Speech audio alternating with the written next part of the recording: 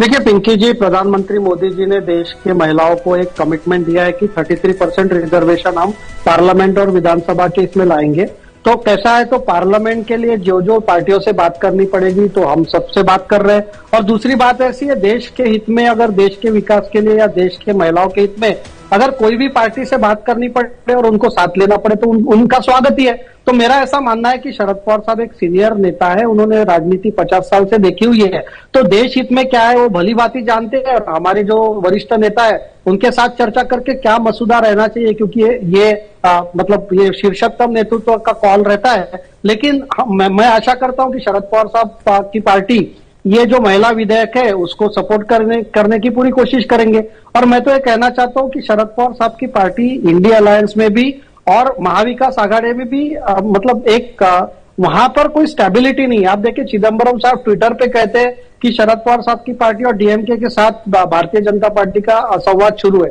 तो भाई आप ट्विटर पे संवाद करेंगे, आपका इंडिया अलायंस में आपस में कोई कोऑर्डिनेशन नहीं है। तो सुप्रिया सुले जी प्रेस कॉन्फ्रेंस लेके चिदम्बरम साहब को जवाब देती है, ट्विटर पे चिदम्बरम साहब उनके सवाल पूछते हैं। तो देखिए, इंडिया अलायंस इज मतलब in English I can say it is completely dead. सिर्फ एक नाम के लिए है और इनका कोई एजेंडा नहीं है, ना कोई कॉमन एजेंडा है, ना कोई इनकी नीति है। और महाराष्ट्र में भी देखिए, महाविकास आघाड़ी नहीं है, ये महाविकास बिगाड़ी हो चुकी है। हिंदुत्व वापस लाने की कोशिश में उद्धव ठाकरे जी आंदोलन कर रहे हैं। ये भी तो बात है ना कि सुप्रिया सुले ने सीधे कहा है कि डीलिमिटेशन से, परिसीमन से हमारा कोई लेना देना नहीं है। महिला आरक्षण बिल की बात हो रही है, ये तो पास हो चुका है, मुद्दा तो परिसीमन का है कुल मिलाकर।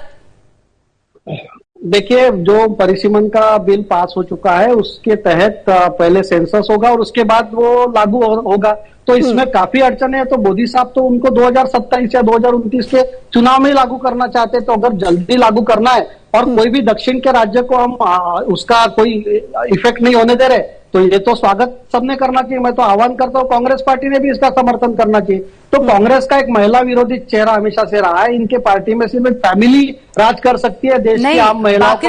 बाकरे जी एक सवाल का जवाब दीजिए। बाकरे जी एक सवाल का जवाब दीजिएगा। जब 2023 में महिला आरक्षण बिल पास हो चुका था, तो अब यहां पर 2026 में नया संशोधन लाकर इसे परिसीमन की पेचीदा शर्तों में फंसाने का क्या इरादा था? ये तो बिल्कुल उसी तरीके से हो गया कि महिलाओं को शक्ति देने का इरादा तो साफ है, लेकिन हम शक्ति तब देंगे जैसे कि नौकरी आज पक्की है लेकिन आपको लेटर बाद में मिलेगा। ये तो आप उस तरीके से कर रहे हैं। देखिए पिंकी जी, प्रधानमंत्री मोदी ऐसे पहले प्रधानमंत्री है जिन्होंने ये हिम्मत दिखा के ये बिल पास कराया। आज तक सिर्फ कांग्रेस पार्टी बात करती थी और हम अगर जल्दी उसको लाना चाहते हैं, और देश का डिलिमिटेशन एक्सरसाइज आप भी जानते हैं 2001 के बाद 2026 तक उसका मतलब एक फ्रीज था उस पर, लेकिन अभी उसको डिलिमिटेशन करना पड़ेगा। तो दक्षिण, देखिए मुझे एक कंप्लीट करने दीजिए। दक्षिण राज्यों के साथ कोई अन्याय ना हो, इसलिए हम चाहते हैं कि 50% सीट सब राज्य की बढ़े और डिलिमिटेशन उसके साथ हो, महिलाओं का भी आरक्षण उसके साथ हो। जो एडिशनल सीट बढ़ रही है उसमें महिला आरक्षण भी हो जाएगा। तो ये प्रपोजल में तकलीफ क्या है? इसके खिलाफ कोई लॉजिक देने को तैयार नहीं, लेकिन महिलाओं का विरोधी है, महिलाओं को आरक्षण देना नहीं है, इसलिए विपक्षी पार्टियां सुनिए, आप कांग्रेस को महिला विरोधी बता रहे हैं, लेकिन बिल तो पास हो गया। अगर कांग्रेस महिला विरोधी होती तो बिल तो नहीं पास हो पाता।